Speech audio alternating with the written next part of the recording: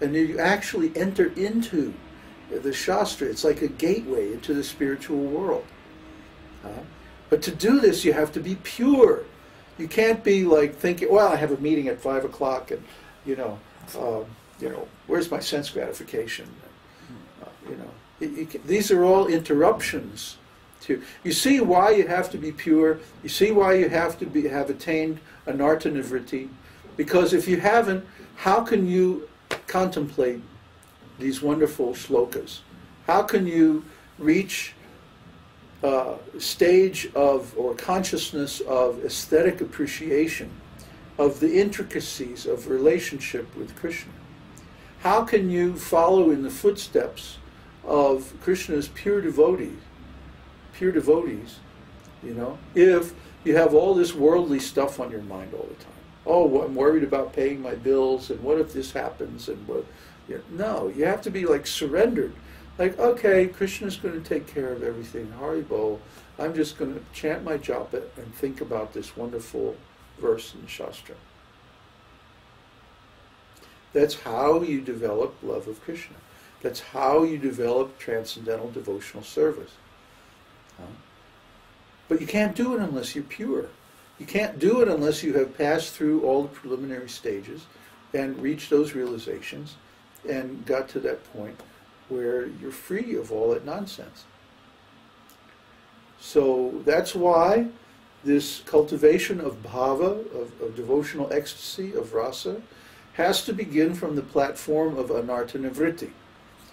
We spent several sessions going over the different anarthas, or different classes of anarthas. And, from time to time we get into explanations of the specific ones. Well, the reason we have to do that is so that we have the peace of mind, so that we have the unbroken concentration, the one-pointedness, ekagata, vyavasayatmika-buddhi, the one-pointed intelligence that allows us to contemplate on these subjects for extended periods of time.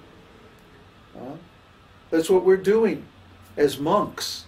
We're giving up the world so that we can spend the majority of our time and energy just contemplating Krishna.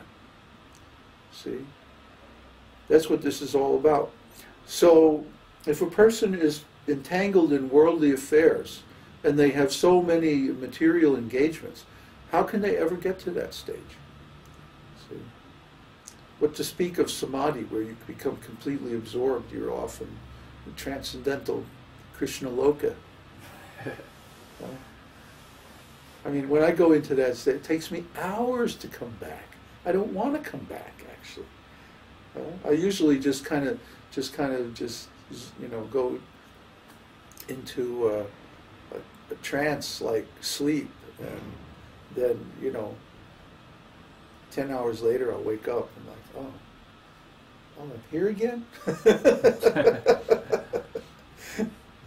So anyway, yeah, we have to reach that stage, otherwise there's no question of pure devotional service. When there is mention in the scriptures about devotees embracing Krishna within their heart, is that part of this contemplation you're talking about? Yeah. Well, Krishna has to reveal himself within the heart before you can embrace him within the heart. See? The scripture may just state plainly, the devotees embrace Krishna within their hearts. But this requires, before that can happen, Krishna has to reveal himself. Or how can you embrace him?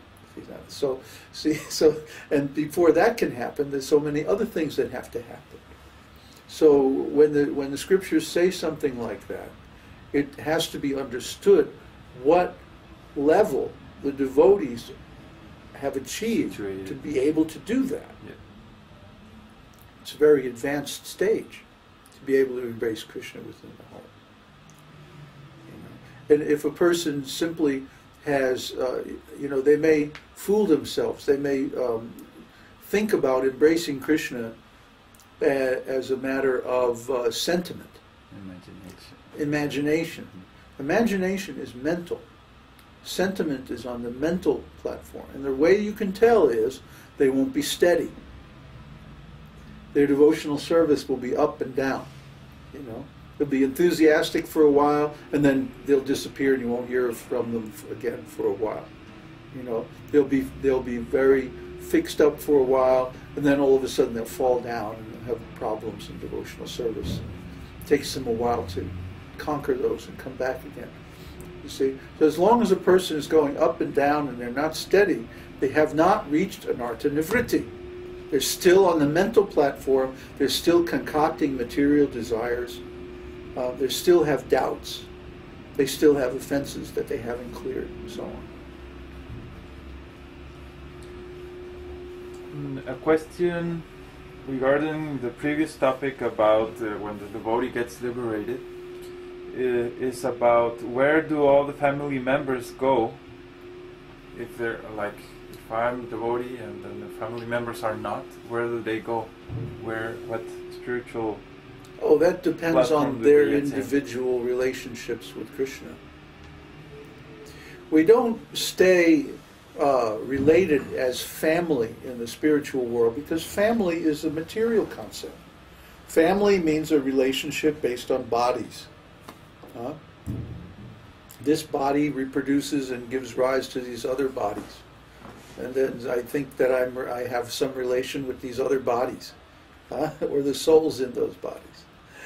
But actually, the fact that one who attains liberation gives liberation to his other family members, the reason that happens is because family members usually are in physical proximity to one another and they automatically do service to one another.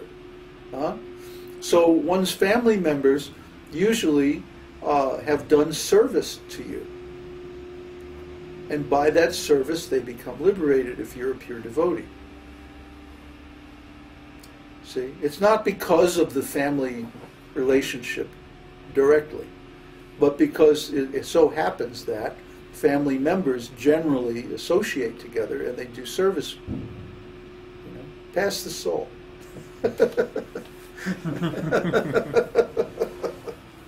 So, in this case, the family members don't have to be blood related. It can be like if you. Exactly. Family can be, the nanny or whatsoever. It can be also family. Then. Oh yeah. Okay. It's the active principle here is association with a pure devotee.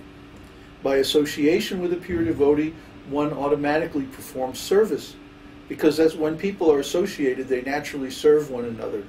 They cook for each other. They do things for each other. They help each other out in different ways. So it's similar also between the spiritual master and the disciple then? Oh, absolutely. You're like a big family. Yeah. Okay. Yeah, it's the same. The principle here, the active principle, is the principle of association. Okay. Well, this contemplation we are talking about is part of the phase after anartha nivritti in taste, development of taste. Ruchi. Attachment and like that? Yeah, well, and then bhava. Yeah, because ruchi, the development of taste, first of all, what do you have? Anartha nivritti, and then you have steadiness. Nishta. Yeah, nishta means you don't fall down anymore. Because there are no more bad qualities, no more other ideas or desires, so there's only devotional service, so now you're steady. So then what happens? Attachment. Taste. So taste comes from this. Taste has to be a particular taste. Like, you know, different flavors. You can have salty or sweet or sour or bitter or pungent or, you know, or mashed potatoes or something, you know. Each taste is a particular flavor. So to get taste implies that you know what your flavor is. You know what your particular flavor of devotional service is, what your particular bhava is. At least the beginning of that awareness starts to arise. in your consciousness. See? Because of this contemplation. Yes. It's following in the footsteps. And all Well, this. that comes later. That means Oh, that's- attachment. Okay. That That's means attachment. attachment. Once you find out your particular flavor, that's taste. Then when you start to follow in the footsteps of That's a particular devotee, that's attachment. Okay. That's the spiritual process that is associated with that stage. Okay. Huh? And then obviously Then you bhava. experience bhava. Because Yeah, of then this bhava, because you experience the same transcendental emotions as that devotee. Nice. And then that develops into prema. That's it. That's it. That's it. That's it. Okay. Either.